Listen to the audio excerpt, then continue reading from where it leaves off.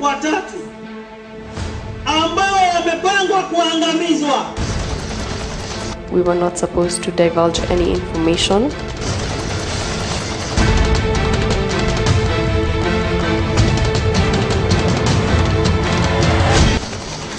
Huyo ni mtu akwenda nyumbani akipitia jela.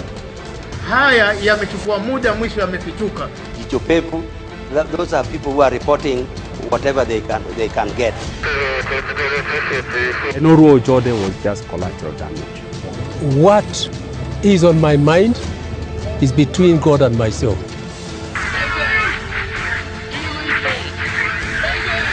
It is reported the aircraft has gone down and we need to get there fast.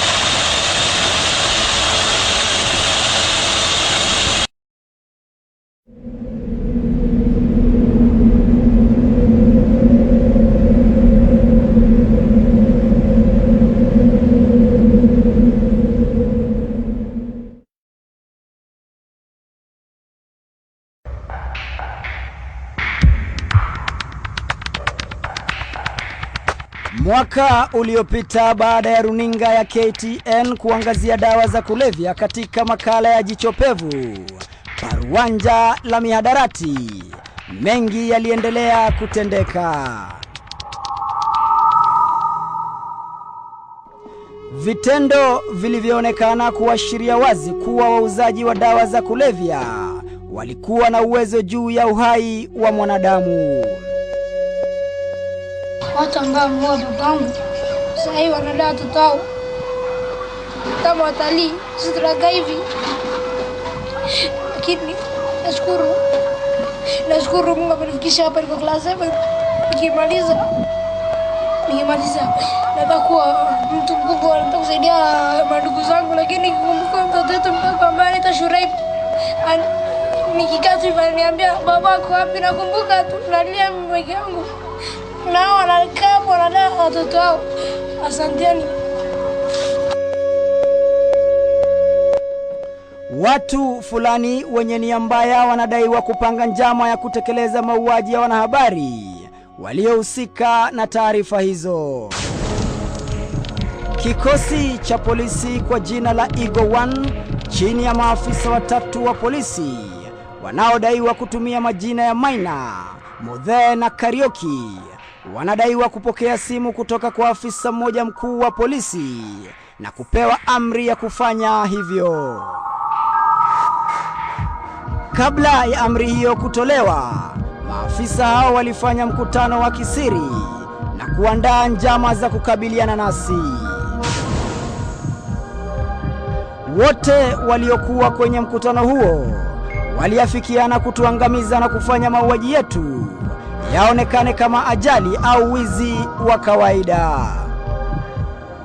Mimi nilikuwa nimepangiwa kuuawa katika barabara ya Waiyaki karibu na mzunguko wa museum, naye mwenzangu Denison Sarigo vile akipangiwa kufanyiwa hivyo akielekea kwake. Huku hayo yakijiri, tarehe 6 Mei mwaka uliopita mjini Mombasa, aliyekuwa mbunge wa Makadara Gideon Mbuvi almaarufu Mike Sonko naye pia alipasua mbarika na kumwaga mtama kuhusiana na tuhuma za mauaji dhidi yetu. Kuna watu watatu ambao wamepangwa kuangamizwa na niko tayari kuandika taarifa. Mimi sijakoa midio ati nitatoroka India. Mtu wa kwanza amepangiwa kuuawa anaitwa Muhammad Ali wa Jichopevu. Amepangiwa kuuawa ni Sonko. Kwa hivyo mtu wa tatu ni Maina Njenga. Na kama mwataka niandike taarifa, OCS pigia PPO. Kilichofuatia ni Sonko kukamatwa na kutakiwa kuandikisha taarifa na polisi mkoani Pwani. Matamshi ya Sonko yalionekana kuzima moto licha ya polisi kushindwa kuelezea uchunguzi wao dhidi ya matamshi hayo.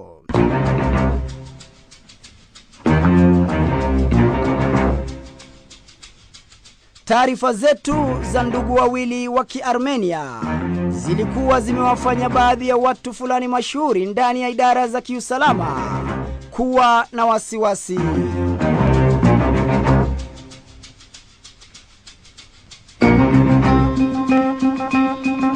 Watu hao wanadaiwa kutafuta kila aina ya njia ya kuwafanya Wakenya kuzisahau taarifa hizo zilizokuwa na uzito mkubwa mno.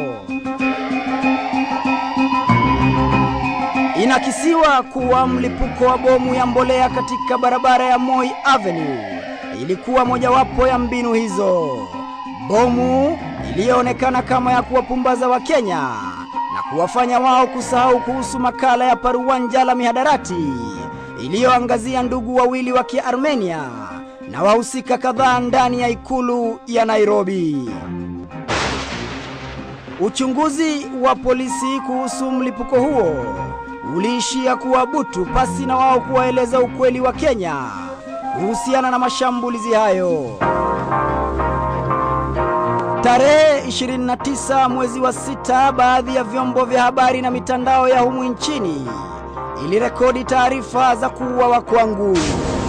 Duru zinatuarifu kuwa shirika la taifa la ujasusi la NSIS ndilo lililokuwa likieneza propaganda hizo finyu, kuona iwapo Wakenya watazua fujo au kulizungumzia swala hilo, kwa lugha ya Kimombo testing the water.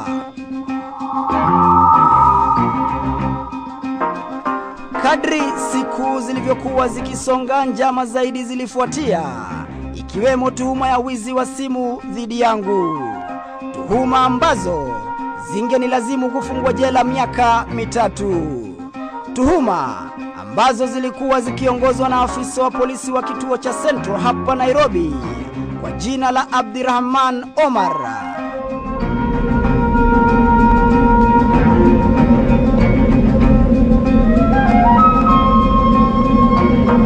Kutokana na taarifa za hapo awali kuhusu mauaji dhidi yetu, tuliamua kukimbilia taifa la Norway kutafuta hifadhi.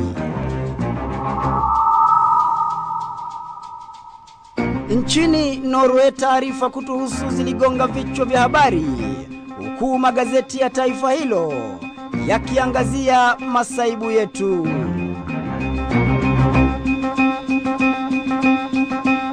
Nchini Kenya, taarifa zetu zilizua mjadala bungeni, huku wabunge wakitaka wahusika kuchukuliwa hatua za kisheria, nao watetezi wa haki za binadamu wakitoa ilani kwa serikali kuhusiana na hatima yetu. Wanahabari waliofanikisha kipindi hicho wameendelea kuzongwa na kutishiwa maisha yao, na tungelipenda kurejelea kuwa wanahabari hao, haki yao ya kuwa wanahabari imelindwa kikatiba, na yeyote yule anayejaribu pengine kukiuka haki hiyo ilivyotekelezwa na katiba, anatenda hayo kinyume na sheria. Yote yaliyozungumza ni kweli, hakuna cha hivi wala vile. Sio msemaji wa serikali kusema ataishtaki KTN au polisi au nani. Tunawaambia msemaji wa polisi, haya yamechukua muda, mwisho yamefichuka.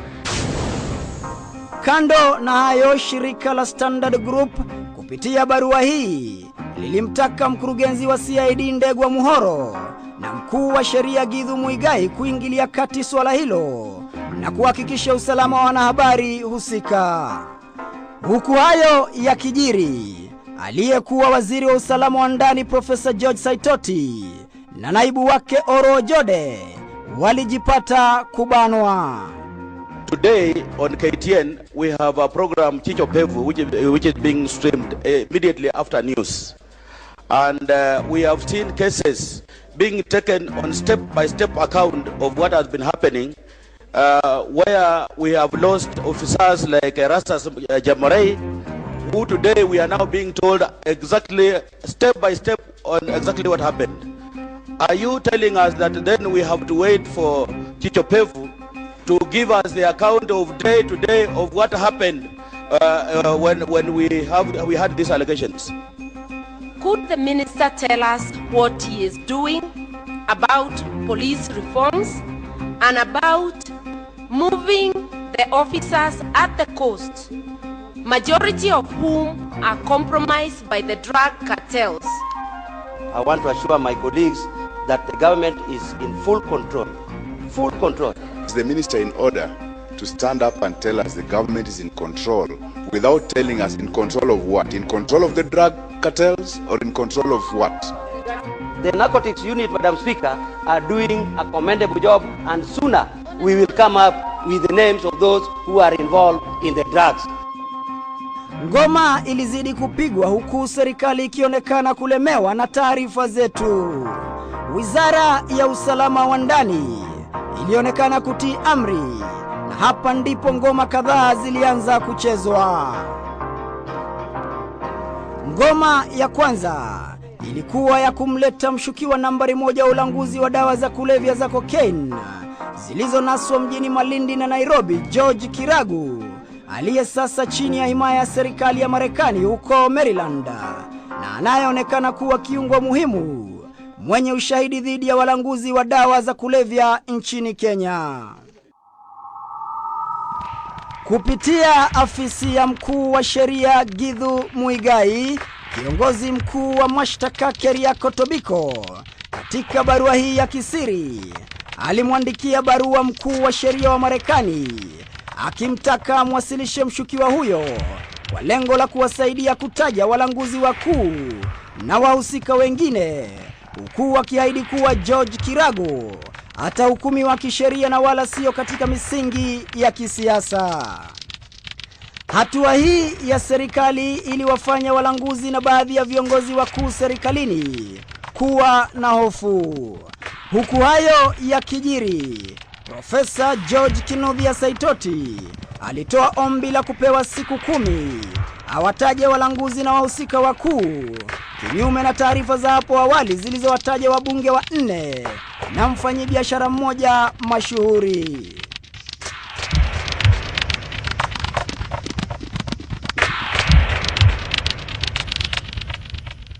It is an interim report. This is the position. And like I have said in my statement, the final report is going to take quite a while. Kabla ya siku hizo 10 kutimia, Saitoti anadaiwa kupendekeza mwanasiasa mkereketwa Mary Wamboi na mwanawe Winnie Wangoi waandikishe taarifa upya na polisi kuhusiana na sakata hiyo ya dawa za kulevya na uhusiano wao na ndugu wawili wa Kiarmenia. Hapa ndipo mambo yanadaiwa kuanza kwenda shagala bagala.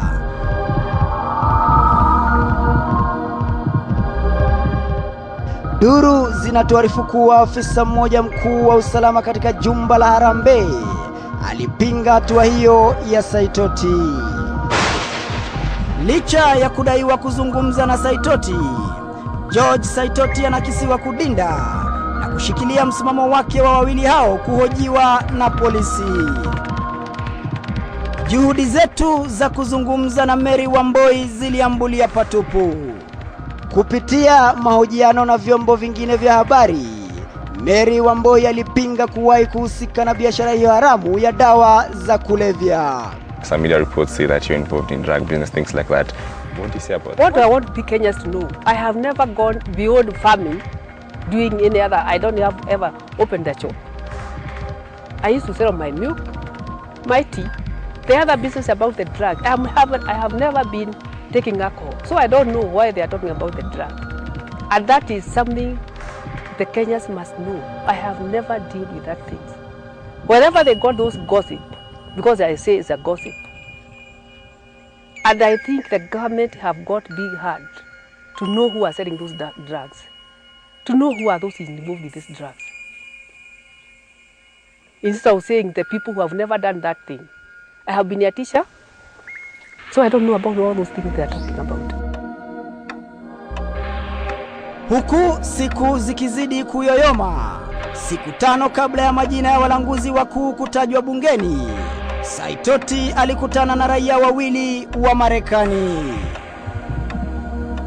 On Friday morning, we had an appointment at 8 o'clock with Ambassador Johnny Carson, Assistant Secretary of State for African Affairs, who was accompanied by Ambassador Scott Grisham, the American ambassador to Kenya.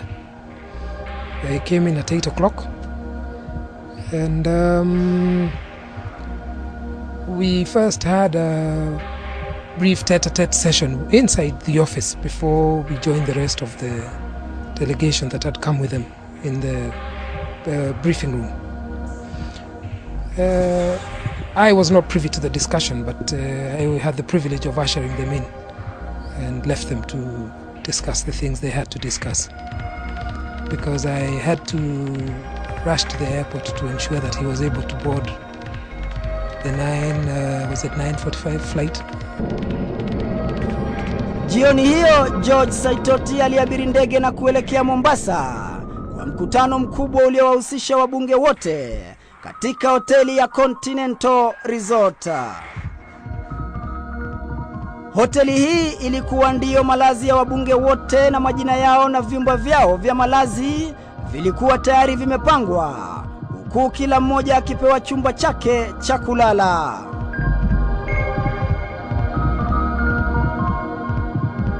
George Kenothia Saitoti alipewa chumba nambari 213. Kabla hata ya kuondoka na kuelekea Mombasa, Saitoti alifanya mabadiliko ya hoteli hiyo. Mabadiliko ya kukomboa chumba kingine katika hoteli ya Serena Mombasa, mkabala na hoteli ya Continental, ambapo wabunge wote walikuwa wakilala.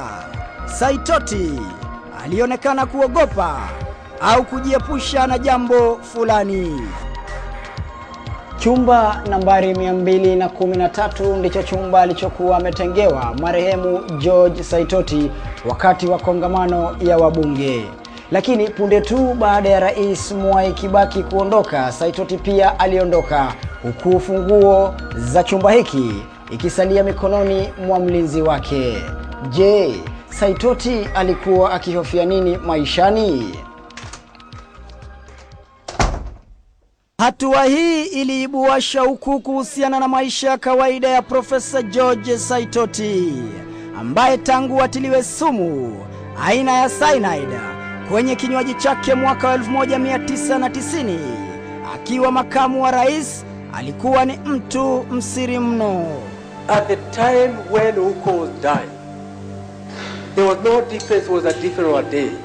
I was poisoned, and that's a fact. I was the vice president of the Republic of Kenya. Saitoti, kulingana na waliomfahamu, alihofia sana maisha yake, huku hata chakula chake cha kawaida kikipikwa chini ya uangalizi wa walinzi wake. Tabia hii ya kuwa mwangalifu ndiyo iliyomfanya hata kubadilisha malazi yake. Katika hoteli ya Continental, zamu ya Saitoti kuzungumza ilifika, na hii ndiyo iliyokuwa sauti yake ya mwisho kuwahi kunaswa na wanahabari. There is no doubt that Kenya stands on the brink of the most successful era in its history. But we must strike a cautionary note. If we allow the forces of darkness and prejudice to divide us again, if we descend into the depths of violence, as we did in the aftermath of the last elections, the world will give us no second chance. We'll have no excuse. The answer lies in our hands, in the hands of each and every Kenyan.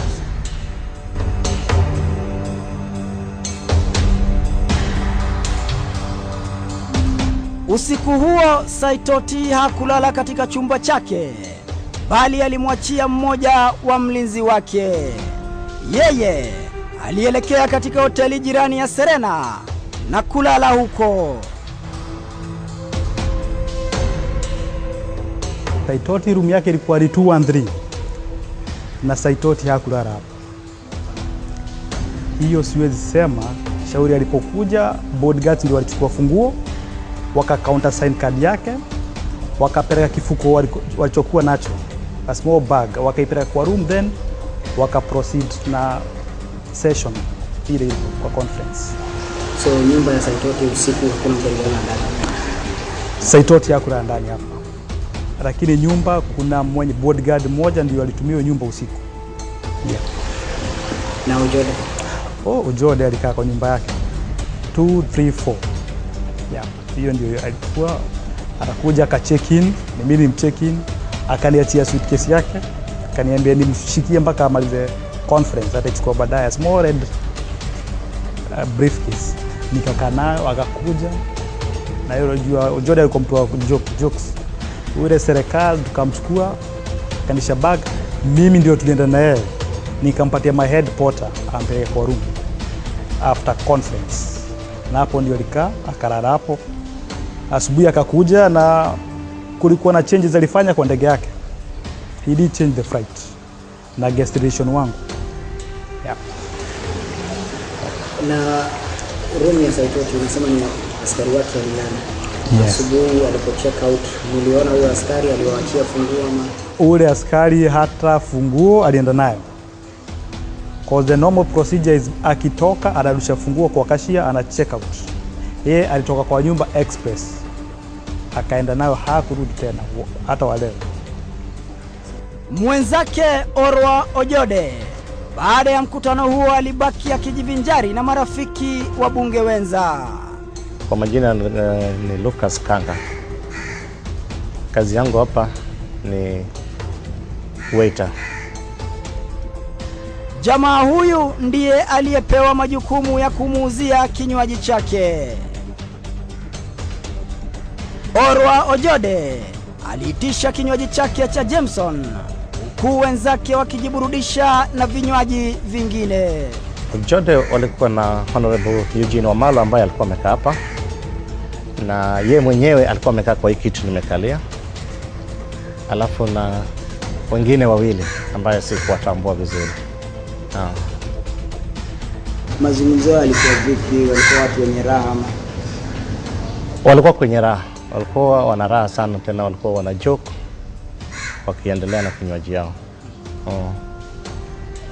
Walikaa hapa mpaka saa ngapi? Hapa walikaa mpaka kitu kama saa 7. Saa 7 na nusu. Ndio walipotoka hapa wakaingia kwa night club. Yeah. Nilikuwa nao. Elezea nini kilitokea kiwa hapo? Tulipotoka hapa kwenda night club, niliwatafutia mahali pa kukaa. Bado walikuwa wamekaa vile wanne vile walikuwa na mheshimiwa Eugene Wamalwa, mheshimiwa Muskari Kombo na yeye mwenyewe na hao wengine wawili ambao sikuwajua.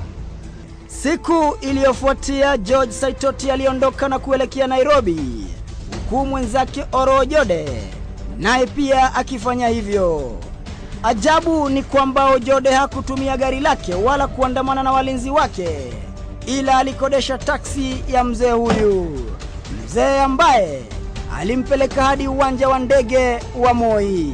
Mimi nikiwa hapa kwa parking, pale kwa parking nilikuwa namba 1, nikaitiwa kazi vile tunafanya. Mimi nikaleta gari yangu hapa kwa mlangoni. Nikakuta gari nyingine ilikuwa mbele yangu. Sikubuki ni gari aina gani. Nikabeba mheshimiwa Ojede kumpeleka airport. Sikubuki nani aliniita. Mimi tukatoka hapa, nikaniambia amechelewa.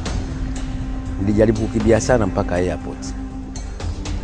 Kufika airport, nilimwambia tulikuwa tunalipwa na hoteli, nilimwambia tu aniandikie jina kwa risiti book.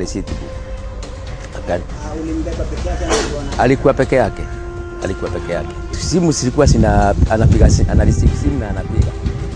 Na nakumbuka kama alipiga simu niida nyumbani akiwa kwa gari. Lakini sikuwa na mambo ya kusikia, maana saa hiyo ndio nilikuwa na concession ya kuendesha gari. Alikuwa na gari yake? Gari yake, naye nilikuja kusikia ile gari kwa hapa ilikuwa ni yake. After kumpeleka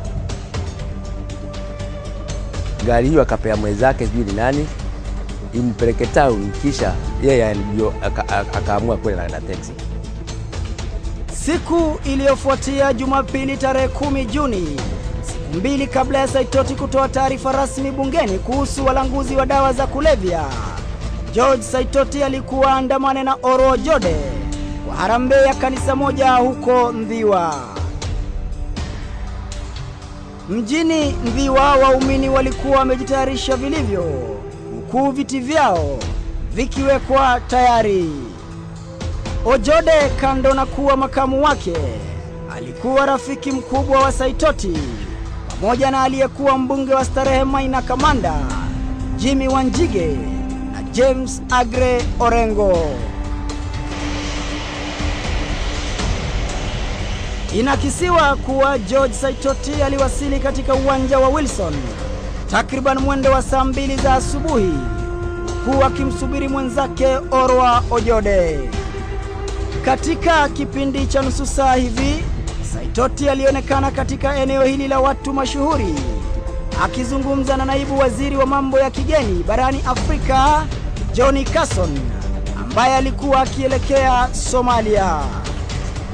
Duru zinatuarifu kuwa serikali ya Marekani ilimtaka Saitoti awataje bila huruma walanguzi wakuu, na iwapo watafanya hivyo, serikali ya Marekani ingelisimama nyuma yake katika azma yake ya kuwania kiti cha urais. Saitoti alionekana kama chaguo bora kwa Marekani, kwani tayari alikuwa na ushawishi mkubwa ndani ya chama cha PNU, kando na kuwa mwenyekiti wa chama hicho. Alikuwa pia kiungo muhimu na shahidi katika mahakama ya kitaifa ya Uholanzi huko Hague. Licha ya juhudi zake za kampeni na mali yake, wachache walimuona kama kutofaulu. He's never in the office, Mr. Speaker, because I understand, Mr. Speaker, he imagines that he can be the president of this country. He is busy campaigning, Mr. Speaker. Muda mfupi baada ya mazungumzo yao kukamilika, Orwa Ojede aliwasili na gari hili bila ya walinzi.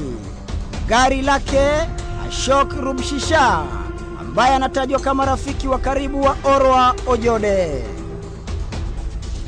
Wasilokuwa wakijua ni kwamba usiku wa kuamkia siku ya safari, ratiba ya marubani ilibadilishwa. Awali, Saitoti alikuwa safiri na marubani wakuu wakiongozwa na kamanda wa ndege za polisi, Kanali Rogers Mbidhi, pamoja na Kapteni Joseph Kuto. Marubani Nancy Gituanja na Luke Oyugi, kupitia njia ya simu nyakati za usiku, wakiwa wanajiburudisha katika baa hii ya Dambusters iliyoko mkabala na uwanja huo wa ndege, walitakiwa kuchukua nafasi zao na kusafiri na waziri Saitoti. Marafiki wao wa karibu wanadai kuwa hatua hiyo iliwakasirisha mno. Siku ya pili, takriban mwendo wa saa 2 na dakika 38, helikopta ya polisi aina ya Eurocopter nambari ya usajili AS 350-3, baada ya kugurumishwa, ilipewa ruhusa ya kupaa na waelekezi wa ndege katika jumba hili. Good morning, Falcon 230. Falcon 230, go ahead. We are ready to lift off. 6 on board, 3.25 hours, destination, Deo. Falcon 230, surface field is done. Clear lift with a left turn out. Clear lift, left, turn on Falcon 230. Muda mfupi baadaye, ndege hiyo iliondoka katika uwanja wa Wilson na kupaa angani futi 6,300. Falcon Airborne 32, next report zone out. Next zone, Falcon 230. Waliokuwa ndani ni marubani Nancy Gituanja na Luke Oyugi, Orwa Ojede, George Saitoti, walinzi Inspekta wa polisi Joshua Tonkei na Thomas Moremi. Tower Falcon 230 will be checking zone out in 3 next 1 minute. Falcon 230 118 118.5. Center 118.5. Good day, sir. Good day.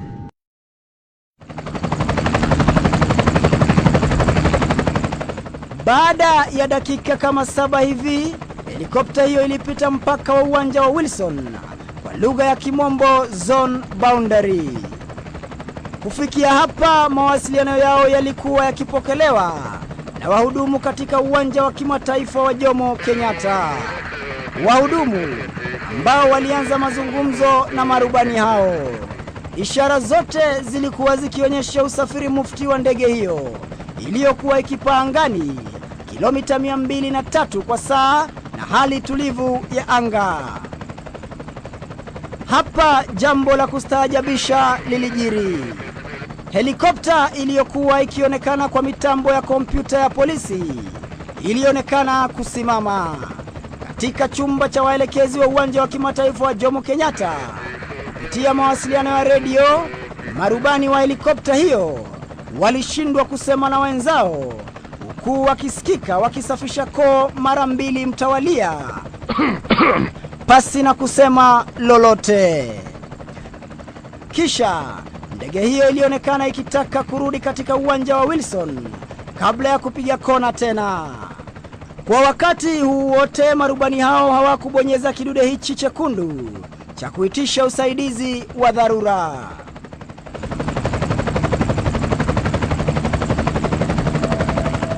Katika kipindi cha dakika kama 3 hivi, ndege hiyo ilianguka na kulipuka.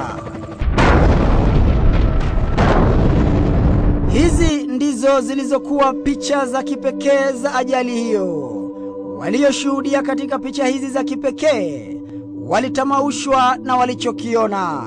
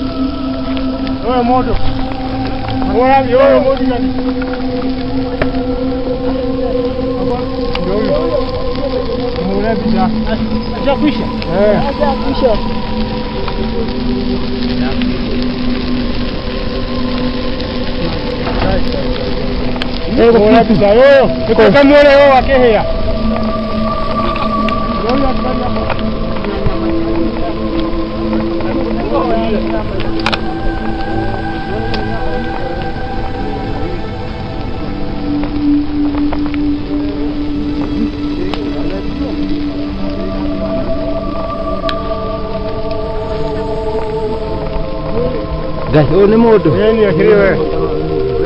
Sio mwe. Bea.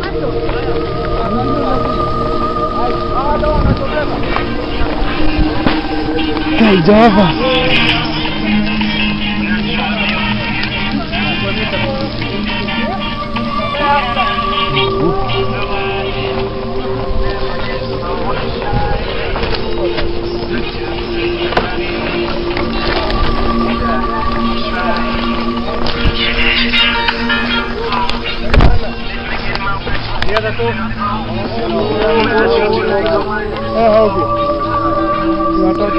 Waini. Wale alikuwa amejaribu kuruka ule. Ule alikuwa amejaribu kuruka, hajaungua sana. So. Yeni, wewe ukiha, na ule uki nako ule.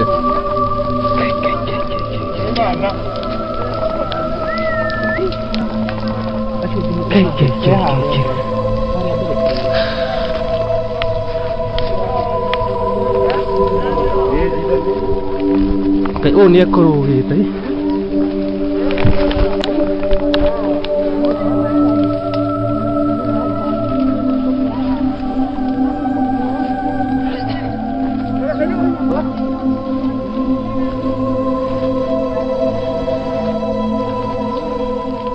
Falcon 220, stand by. Departure. It is reported the aircraft has gone down and we need to get there fast.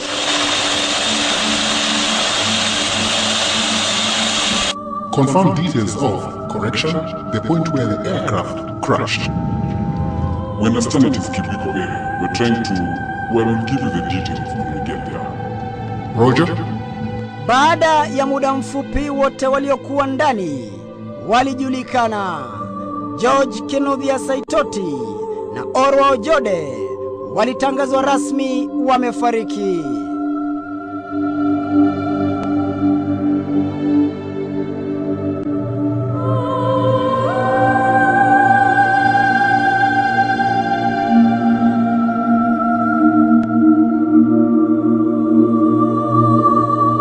George Saitoti's death leaves a significant gap in Kenyan politics. Professor George Saitoti left this residence in Davidon Green at 7:30 a.m., expected back by his security guards by 6:30 p.m. But that was never to be, as he perished together with his deputy, Orwa Ojede, in a grisly air crash. Viongozi mbalimbali walionekana kufika mahala hapo. Miongoni mwao aliyekuwa kamishna wa polisi Matthew Itere.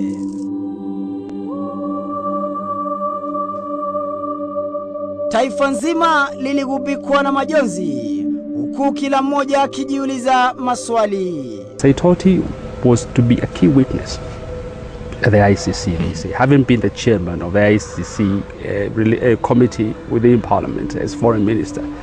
Number 2, he was leading the war against Al-Shabaab. And number 3, leading the war against the drug barons. And we saw the story about the drug barons the other day on television. Yeah. So my hunch is that the motive would lie, if it is an assassination, it would lie within these 3 reasons. And Orwa Ojede was just collateral damage.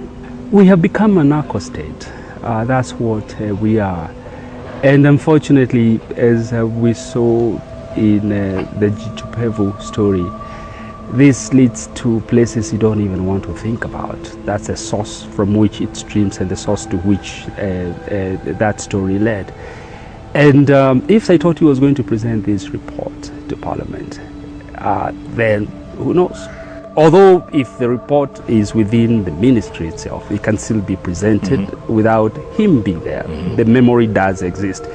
But Saitoti was the kind of guy who you were not going to compromise with drug money if you are a drug dealer, because he was already a wealthy fellow. But if you had a peasant from some rural place somewhere as Minister for Internal Security, you give him a bag of money, he forgets the story. Yeah. But Saitoti is the kind of guy you will not compromise. And so he probably became a complication for the drug barons. Kabla ya kifo chake, Marehemu George Saitoti alikuwa awasilishe ripoti makhsusi kuhusiana na ndugu wawili wa Kiarmenia, Atur Magarian na Atur Sagarsian, kando na kuwa kiungo muhimu na shahidi katika mahakama ya ICC.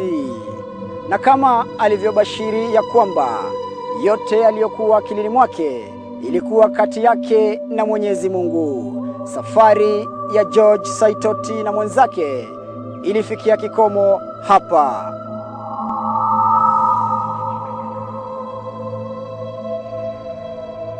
Madai ya kuuawa kwa Saitoti ilisikika vinywani mwa Wakenya, huku idadi kubwa ikipinga ajali hiyo. Huku Wakenya wakiomboleza na Rais Mwai Kibaki kutoa amri ya kubuniwa kwa tume ya kuchunguza ajali hiyo, watu fulani walianza kucheza karata zao. Karata ya kwanza ilikuwa ya kupora mali ya marehemu George Saitoti.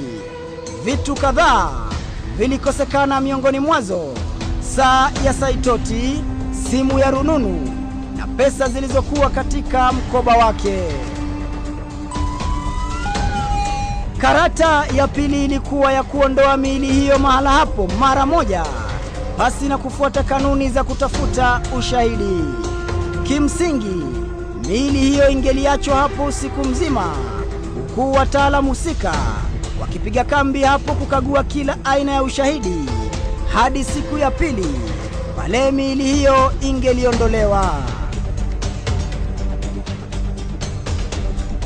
Karata ya tatu ilikuwa ya kuachilia Wakenya waliokuwa wakisombana katika eneo hilo la ajali kufika mahala hapo na kukanyaga ushahidi wote.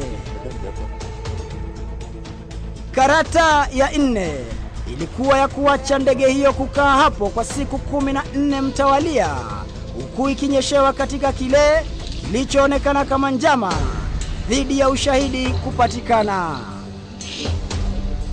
Huku tume iliyobuniwa ikiendelea na kazi yake, tuliamua kufunga safari na kuelekea Afrika Kusini kutafuta ukweli wa mambo. Uchunguzi wetu na mwenzangu John Allan Namu ulianzia hapa katika uwanja wa Grand Airport, mahala ambapo helikopta iliyomuua Saitoti ilipokelewa kutoka Ufaransa.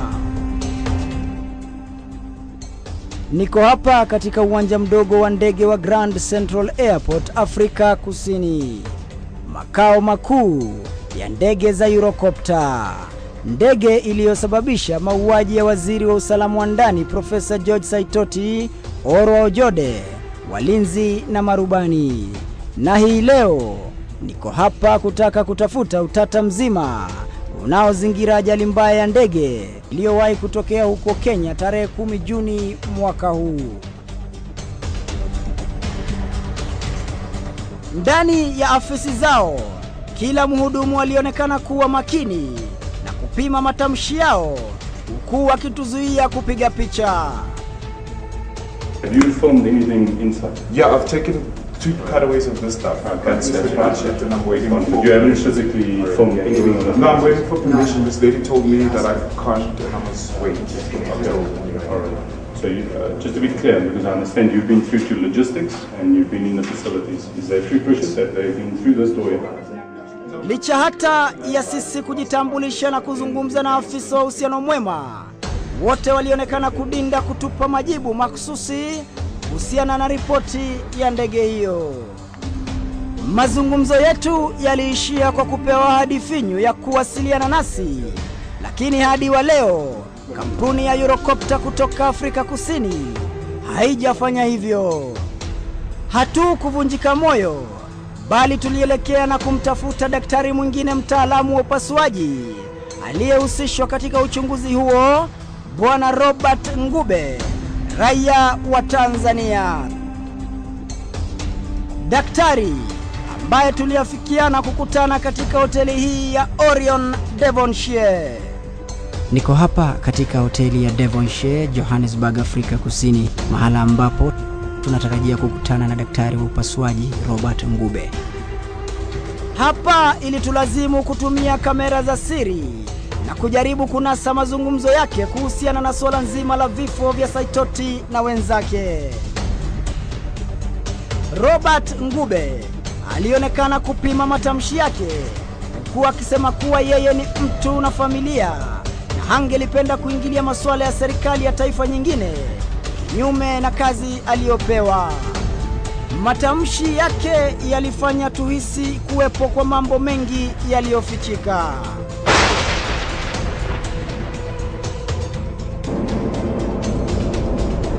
Hapa tuliamua kuabiri ndege na kurudi nchini Kenya, huku tukijitayarisha vilivyo kupenyeza na kupata tuliohisi kama ya kufichika.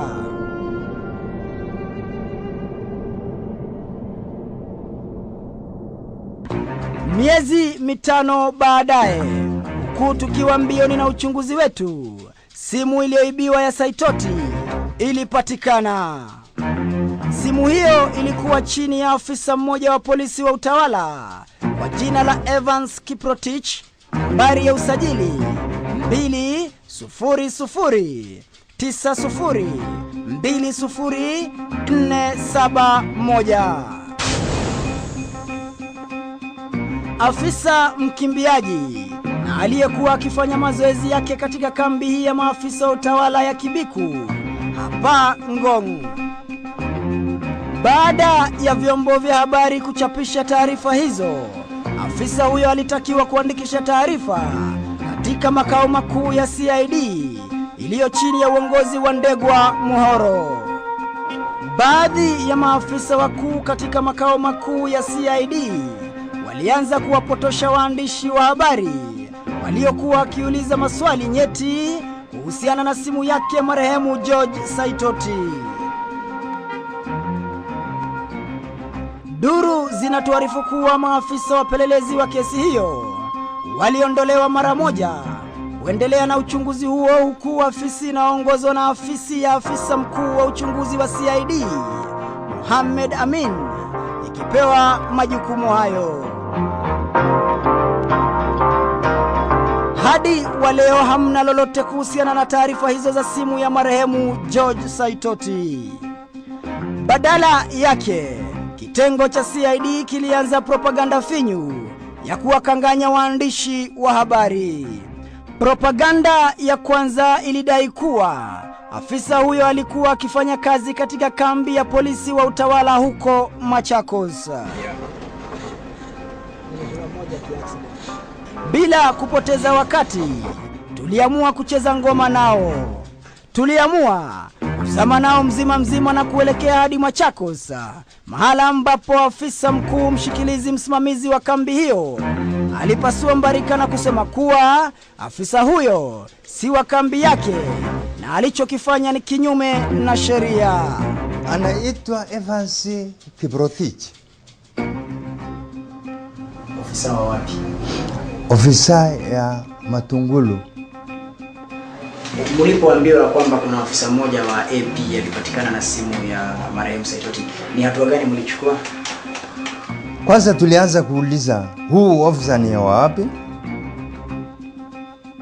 Tukajua huu ofisa ni wa Matungulu. Si vile ilikuwa imendaiwa juu ya magazeti na waandishi wa habari ya kwamba ni ofisa wa Machakos, lakini wanaweza kuwa hawajui kuna utofauti ya district na county. Hatuwalaumu kwa sababu hiyo, lakini wakati tulifanya uchunguzi zaidi tukaiona kweli ofisa iko katika county ya Machakos lakini si wilaya ya Machakos. Na tulipojaribu kuuliza tukaambiwa kwa wakati hii hayuko, ameenda mazoezi kwa mahali anafanyia mazoezi. Mahali anafanyia mazoezi sisi hatujui haswa kabisa kambi lake ni wapi. Naweza kuwa nasikia kuna kambi nyingine iko Gong, nasikia kuna kambi zingine ziko Eldoret, nyingine nasikia iko Iten. Sikujua sasa ako pande gani.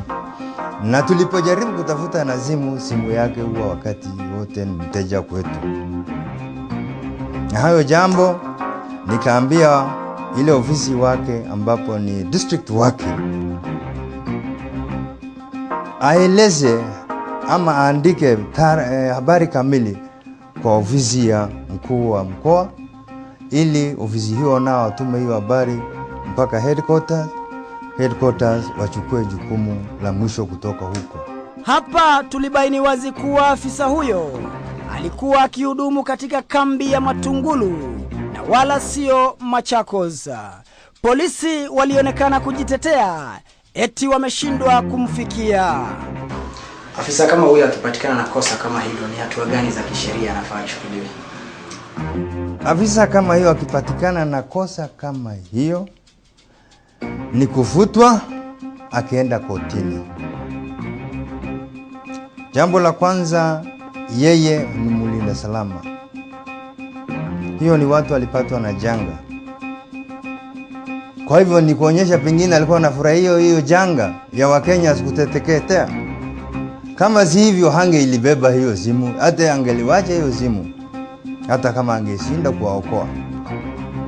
Lakini kwa vile amejihusisha na simu ya yule mmoja ambapo amefariki, huyo hana roho ya ubinadamu, si hana roho ya utaifa.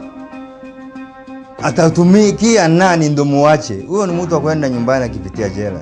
Licha ya matamshi ya polisi eti Evans Kiprotich hapatikani, tulibaini wazi kuwa Evans Kiprotich alikuwa akihudumu katika kambi ya mazoezi ya polisi wa utawala hapa Kibiku, hatua chache na mahala ambapo ndege iliyowaua kina Saitoti ilianguka.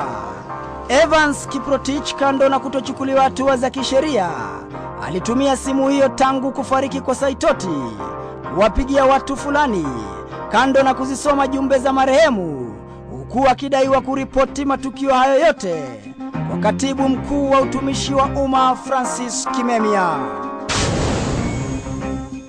Chapa hii tuliyoipata kwa njia ya kisiri kutoka makao makuu ya CID inaonyesha wazi kuwa Evans Kiprotich alikuwa akizungumza na kupokea simu za marehemu George Saitoti. Jicho pevu ina stakabadhi zote za mawasiliano kati ya afisa huyo na watu wengine. Kutafuta majibu ya tetesi kumuhusu Francis Kimemia, tulimwandikia barua na kutaka uwazi wa swala hili nyeti kwa kumuuliza iwapo alihusika kwa njia yoyote ile. Licha ya kuwekwa chini ya ulinzi mkali, tulifaulu kupiga picha za kuonyesha wazi tuliwapelekea barua hizo. Yeah, we'd like a copy of the receipt stamp.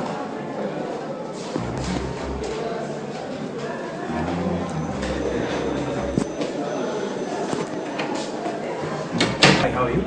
So you're sure you can't give us a delivery note or something like that? No. All right. No, I'm not taking a picture. All right. It's at the right. Okay. So, thank you. Wa pili kumwandikia barua kupitia afisi ya Inspector Generali mpya wa polisi ni aliyekuwa kamishna wa polisi Matthew Tere, ambaye idara yake licha ya hata kumpoteza mkubwa wao ilionekana kusita kuanzisha uchunguzi.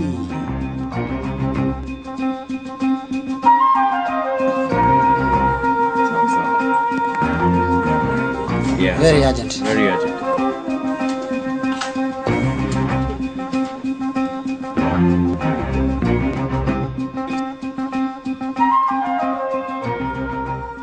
Watatu ni mkurugenzi wa CID Ndegwa Muhoro, ambaye tulitaka pia aeleze kuhusu uchunguzi dhidi ya polisi aliyekamatwa na simu ya marehemu George Saitoti, kando na hatua za kisheria walizomchukulia.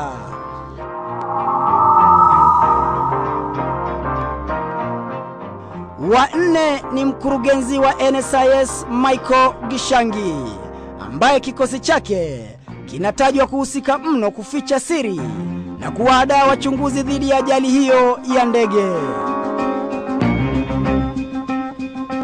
Barua tuliyoiwasilisha katika makao makuu ya NSIS na kupokewa na kapteni huyu, ambaye alifanya kila njia kuhakikisha kuwa tuko chini ya ulinzi mkali, pasi na yeye kujua kuwa tayari tulikuwa tumemaliza ngoma ya kupiga picha. Hadi kufikia wa leo, barua zetu hazijajibiwa.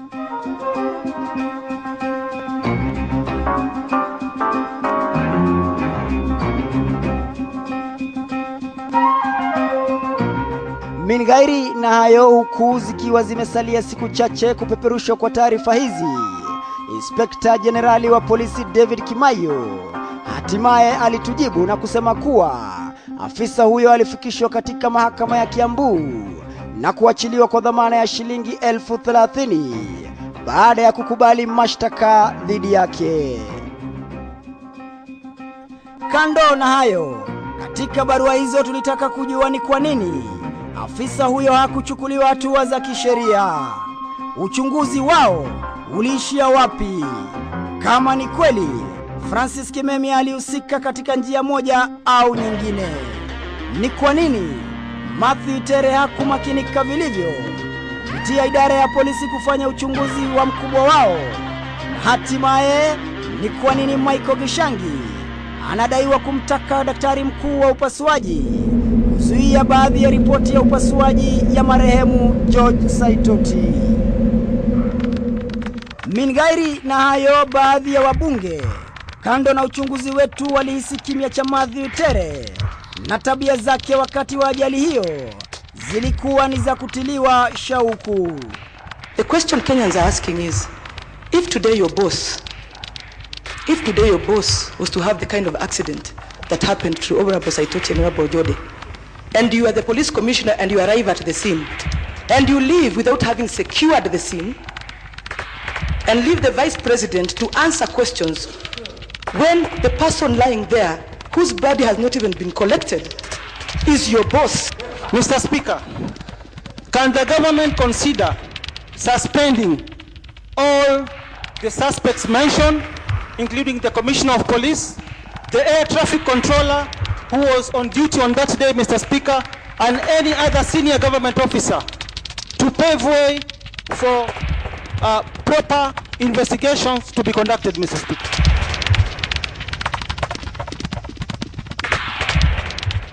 Katika majengo ya bunge, baadhi ya wabunge walipasua mbarika na kusema kuwa Saitoti aliuawa, huku wengine wakihisi kuwepo kwa njama ndani ya serikali.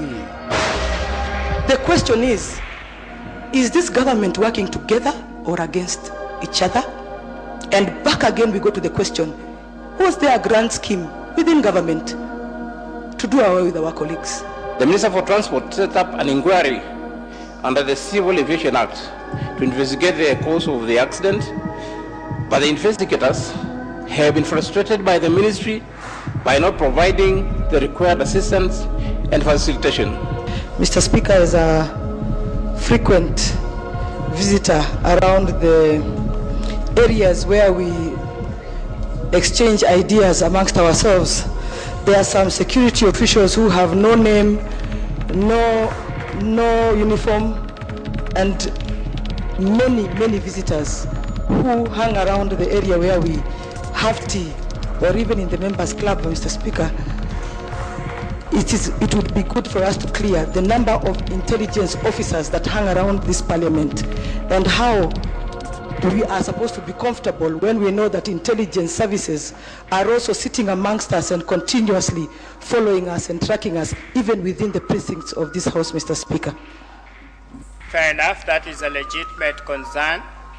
From this communication, any persons of nondescript identity, if you point out us and whenever they appear, will be immediately removed from the precincts of Parliament.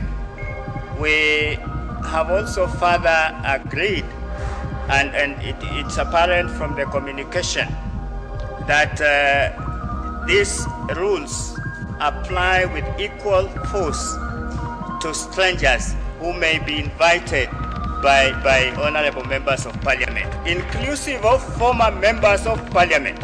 They are bound by these rules, and we will enforce them.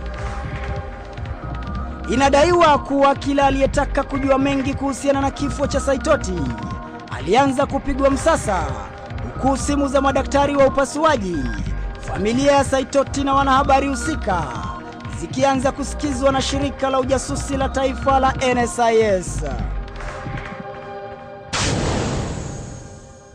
Huku hayo yakijiri, taarifa za kutumika kwa gesi ya sumu aina ya carbon monoxide na cyanide ndani ya helikopta hiyo, gesi sawia na alotiliwa kwenye kinywaji chake miaka ya 90, zilianza kugonga vichwa vya habari, huku shirika la ujasusi wa taifa likionekana kuzuia baadhi ya taarifa nyeti zilizokusanywa na wapasuaji.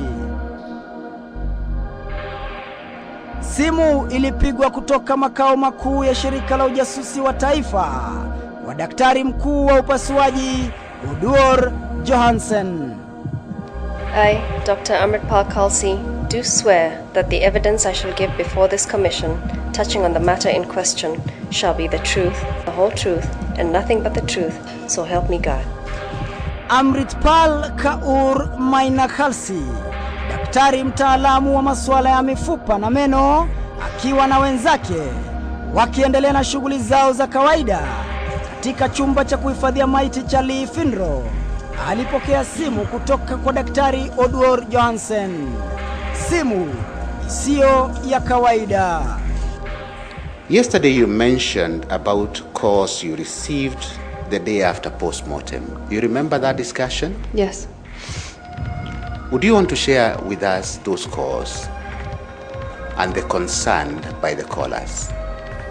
I was only called by our senior most colleague, Dr. Johansen Odwar, and he mentioned that we were not supposed to divulge any information, including photographs or the notes, or tell anybody about anything, and he had been given this information by NSIS. And did Dr. Odwar tell you why NSIS had, so to speak, said that you people shouldn't talk to anybody. Did he disclose? Because he said that it was been dictated by Dr. Adumo. Yes. But are you saying that whether he questioned why it was done? Yeah, I think that's a better way. Yeah. Did you ask Dr. Oduor why NSIS had given such a direction? I did not ask him. You didn't. Very well. Has such a direction, have you been involved in other forensic postmortems in the past before this one? Yes, I have. Also with Dr. Oduor? Yes. Has such a similar phone conversation happened in the past? No.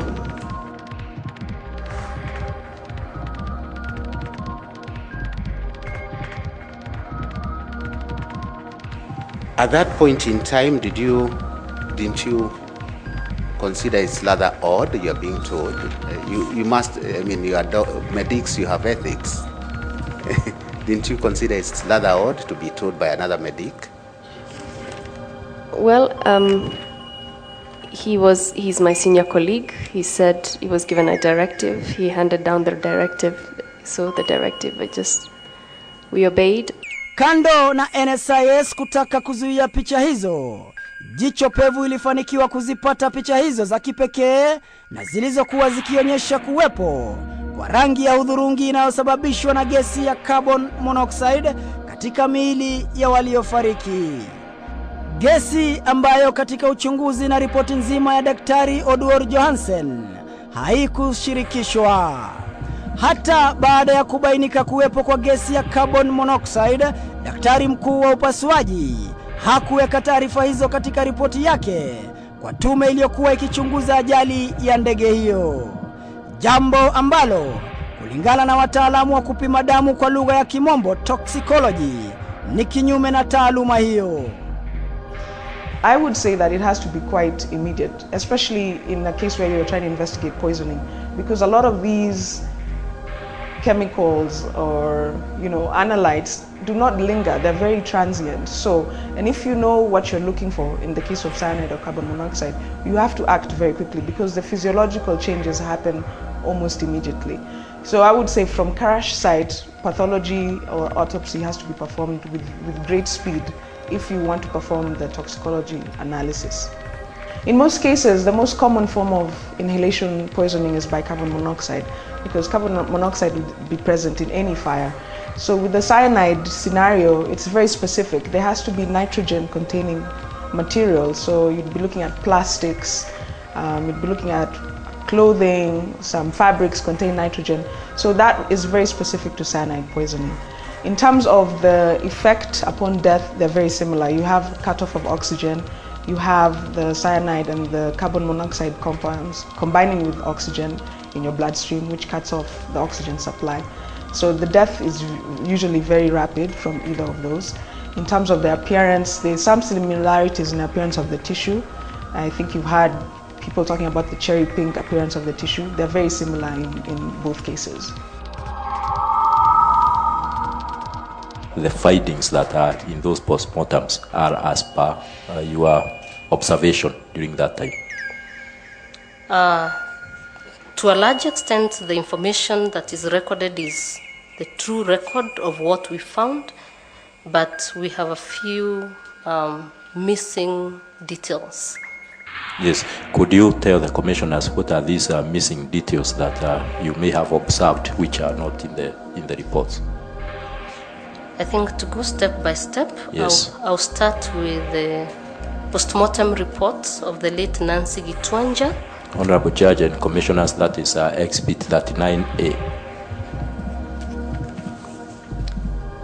From this postmortem examination, one of the key features that I realized is not documented was the reddish discoloration of mainly the internal organs, including muscle. Now we know that the post-mortem report was done by Dr. Oduor. Yes, he's the one who finalized the report. without blaming him, is everything else substantially correct what he has written, apart from the omission of the cherry pink? Yes. The injuries, are they correct? Yes, they were correct.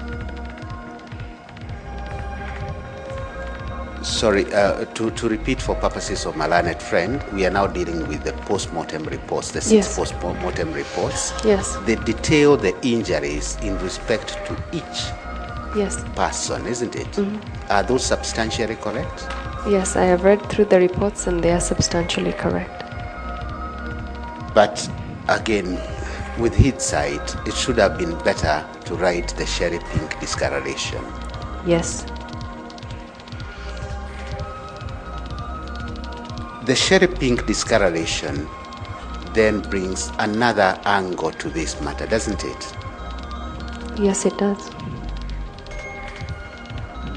With that angle plus all the photographs you have looked at, would you agree that this is just an aviation accident? Would you agree with those two words, just an aviation accident? Or would you leave it open? I think I'm not the right person to be able to make that conclusion. You can't make that conclusion. No, I can only say that the truth is of what I saw during the post-mortem. And yes, the cherry pink discoloration does bring in another angle. It brings another angle. Yes. So the conclusion, you are rather not comfortable with it. Is that my understanding? Yes.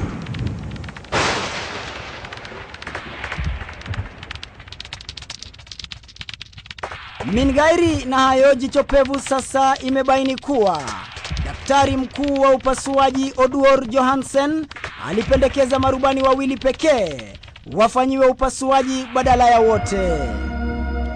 Kutokana na mshinikizo wa daktari wa George Saitoti, ilibidi daktari huyo aongeze mwili wa Saitoti katika upasuaji huo. Orwa Ojede na walinzi wawili, inspekta wa polisi Joshua Tonkei na Thomas Murimi, hawakufanyiwa upasuaji. Kimsingi, wote waliohusika katika ajali hiyo wanafaa kufanyiwa uchunguzi kubaini chanzo cha kufa kwao.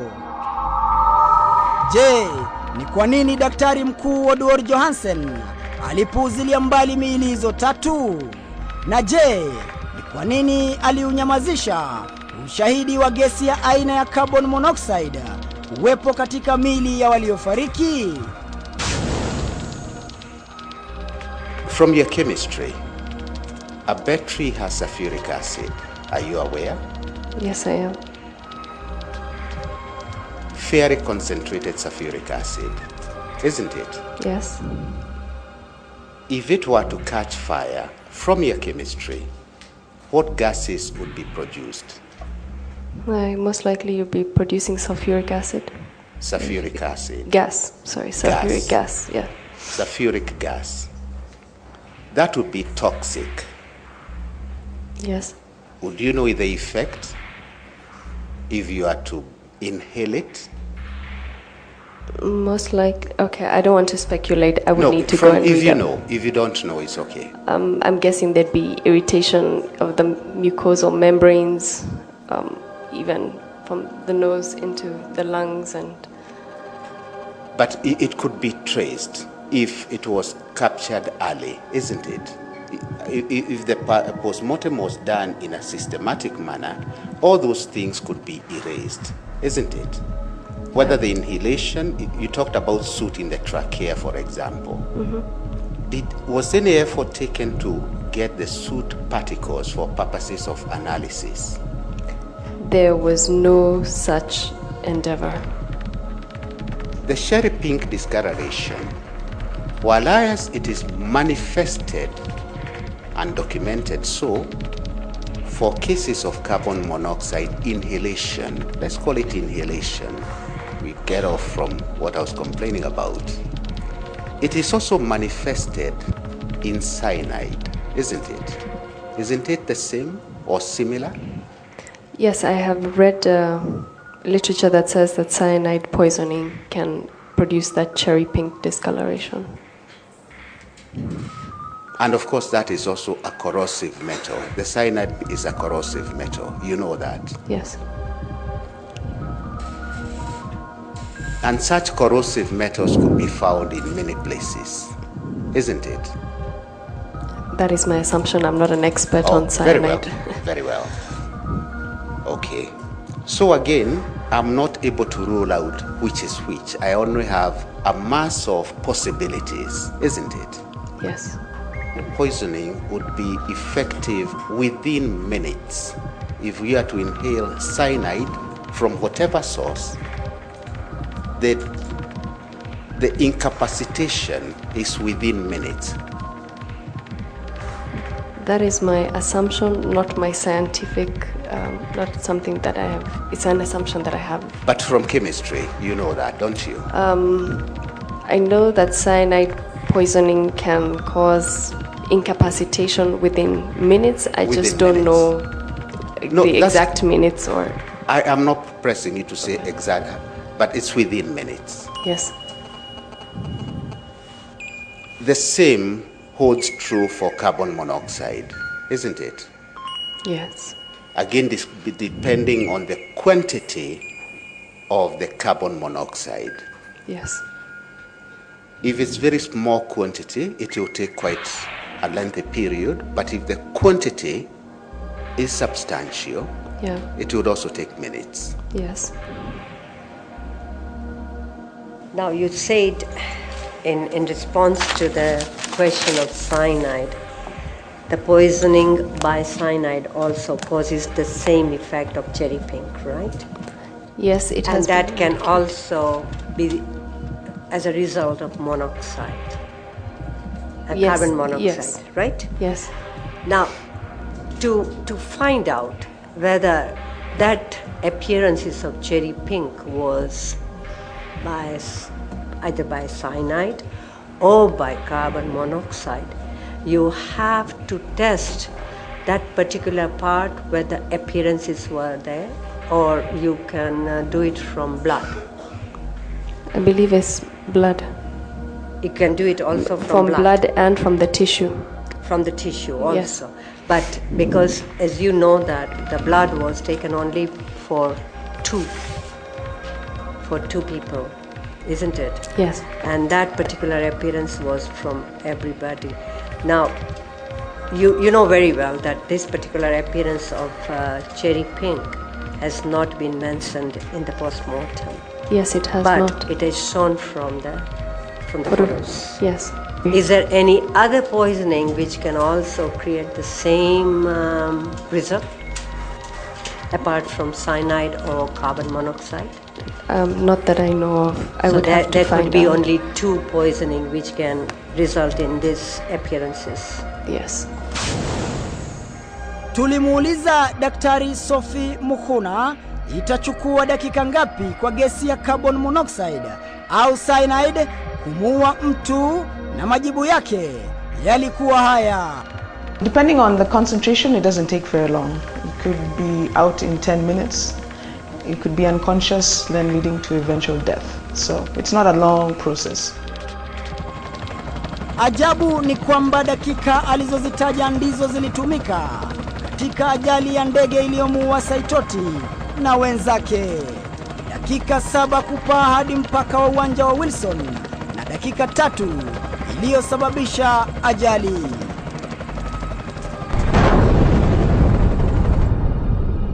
Je, kuna uwezekano kuwa Saitoti aliuawa kwa gesi ya sumu pamoja na wenzake wakiwa angani?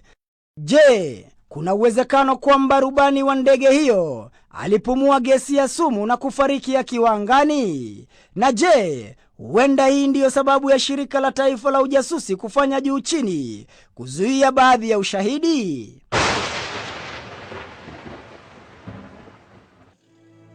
Katika chumba cha kuhifadhia maiti cha Lee Funeral, mengi yalikuwa yakitendeka.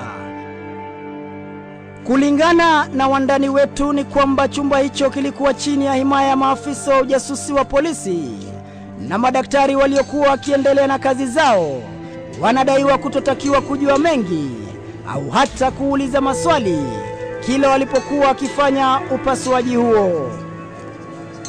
Shirika la ujasusi wa taifa linaloongozwa na Michael Gishangi ndilo linadaiwa kudhibiti uchunguzi huo na kuwataka madaktari kutii amri na kusema kuwa hayo yalikuwa masuala ya serikali. There is no mention of cherry pink appearance on any of the post-mortem reports that are in front of you, is there? That is true. There is no such reference. When you look at the photographs that are in front of you, do you see a cherry pink appearance? Yes. Is it mentioned in the reports? It is not mentioned in the reports. Is there any evidence that you obtained by looking at the bodies, by studying them, using your knowledge, that there was the presence of cyanide? I'm not a cyanide expert, and you would need someone who is an expert in testing for cyanide. Does that mean that you did not, even if it was there, you would not have noticed it? Well, I can't see cyanide with my eyes. Yeah, but was there any indication of the presence of cyanide by the way the bodies were looking? Well, to me, they looked like they were mutilated, fragmented, and somewhat burnt beyond recognition, accompanied by soil debris. In your own outfit, you have police in their own outfit, and unfortunately, there appears to be no way that you communicate. Would you agree with that assessment? I would agree. Have you ever seen the results from the government chemist, for example? The toxicological report, have you ever seen it? I have not. Before the lead assisting counsel showed you the DNA profile, had you ever seen it? No, I had not. And this is several months after you conducted the post-mortem. Yes, that is true. Do you know whether the blood that was taken is still retained? You understand that blood requires to be preserved in a certain way. Yes. So even if blood was taken and given to government chemists, would you know whether it's still available? Honestly, the samples of blood that were taken, I don't know about government chemists, but I remember Dr. Odwor mentioning that when he called government chemist, they said that the samples dried up. This blood had dried up? Yeah. This is something he made mention to on Monday in the morning. So going back to the judge's question, Yes. we have lost that opportunity, in all probability. Yes. Once you lose the sample, it becomes very difficult. And the task then becomes on the shoulders of the commission to try and unravel something that scientific process could have directed us to a direct answer, isn't it? Yes. Linaloshangaza zaidi ni jinsi ushahidi muhimu wa gesi iliyopatikana katika miili ya waathiriwa ilitupiliwa mbali ndani ya ripoti hiyo.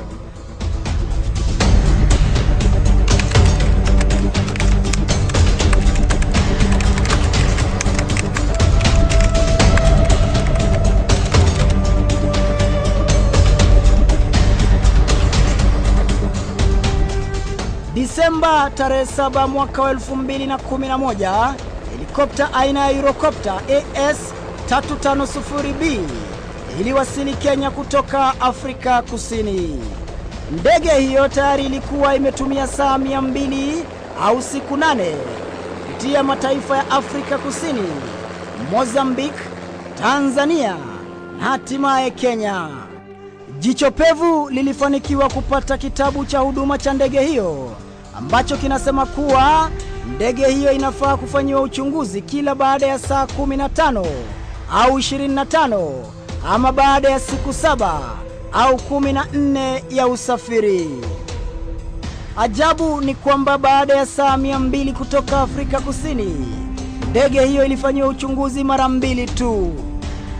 Shahidi mwingine kwa jina la Humphrey Bulimo, mhandisi na afisa wa polisi katika uwanja wa Wilson, alizidi kumwaga mtama. Do your seniors know that you do this pre-flight without a license from KCA? Do they know that? I'll take you back maybe. Do they know that you don't have a license but you've been doing pre-flights? It's a simple question. Yes or no?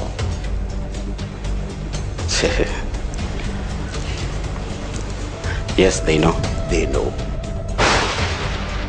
Humphrey Bulimo aliendelea kusema kuwa mafundi waliokuwa wakishughulikia ndege hiyo hawakufanya kazi yao kama inavyotakikana, kando na kuwa mafundi hao hawatambuliki wala kuidhinishwa na Kenya Civil Aviation kufanya kazi hiyo.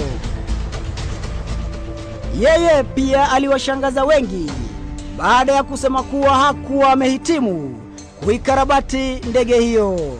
Je, watu hawa ni kina nani? The whole truth and nothing but the truth. So help me God.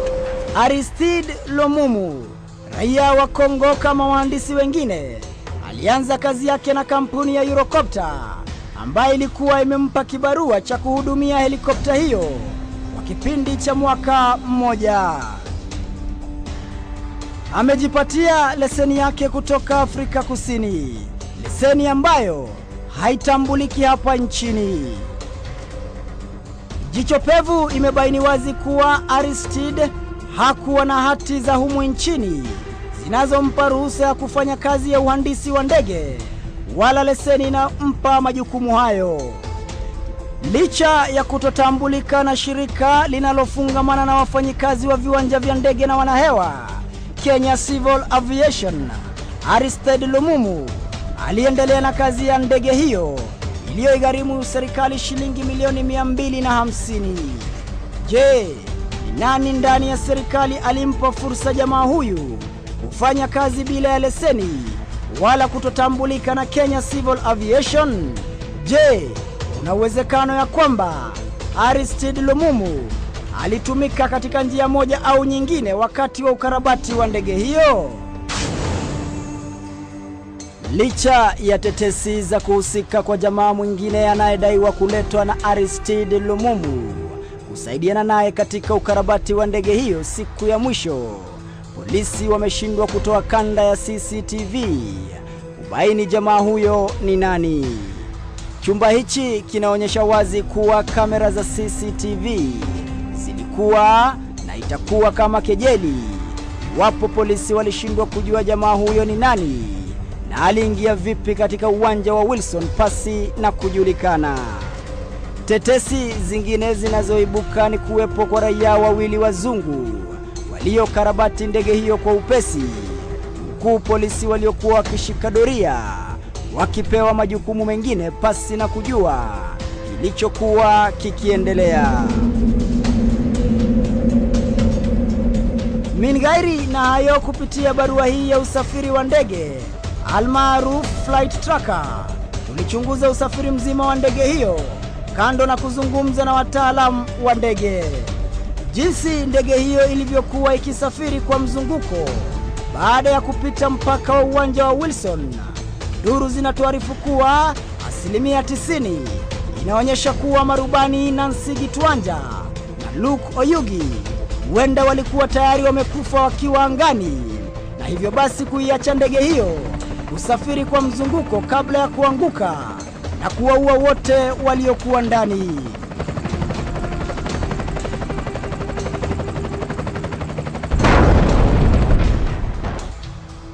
Siku chache baadaye, baada ya takriban miezi kama miwili hivi, kinyume na mwezi mmoja waliopewa kutoa ripoti, jopo lililokuwa likichunguza ajali ya ndege hiyo lilipasua mbarika na kusema kuwa ajali hiyo ilisababishwa na makosa ya marubani na hali mbaya ya anga, huku kampuni ya Eurocopter pia ikilaumiwa kutokana na kifaa walichokiweka ndani ya helikopta hiyo.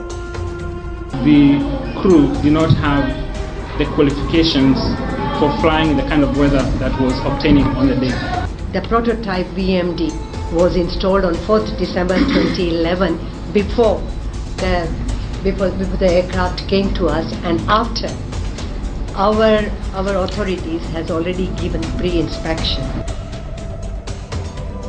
Mengi yalisemwa kuhusiana na kifo cha Saitoti na wenzake, lakini mienendo ya uchunguzi wa ajali hiyo tangu mwanzo hadi mwisho haikuwa ya kuridhisha. Na kama alivyosema, what is on my mind is between God and myself. Mohamed Ali, makala ya Jicho Pevu, KTN leo.